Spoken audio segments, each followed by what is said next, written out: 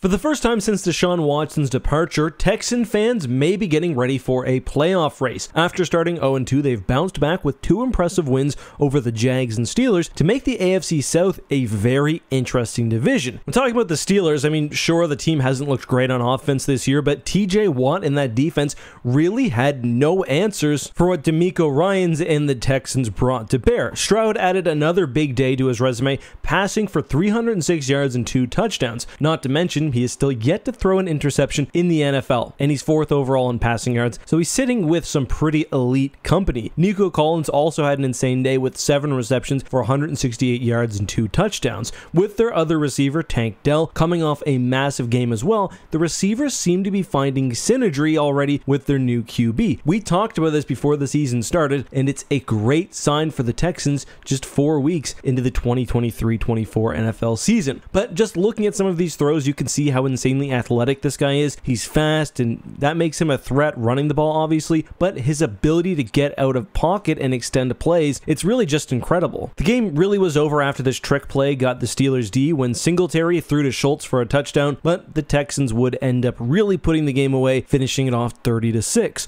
No surprise here, but Stroud has definitely now jumped out as a heavy favorite to win Offensive Rookie of the Year. I'm really curious to see whether the Texans team, the entire team basically, can keep up this extremely high level of play. Taking a look at the schedule, they have what I would say to be a bunch of winnable games to come. And after listening to Stroud in the press conference, he's really just a high character guy and says he has more to prove. Really cool when you see your work pay off a little bit, but for me, it's just the beginning. Like, I still think I left a lot on the field today. I'll be interested to see how they look going forward. But what do you think? Could Stroud and the Texans sneak into the playoffs? Either way, he looks to be getting off to a great career, and it should be much better season for the Texans compared to last year. Let us know your thoughts down below.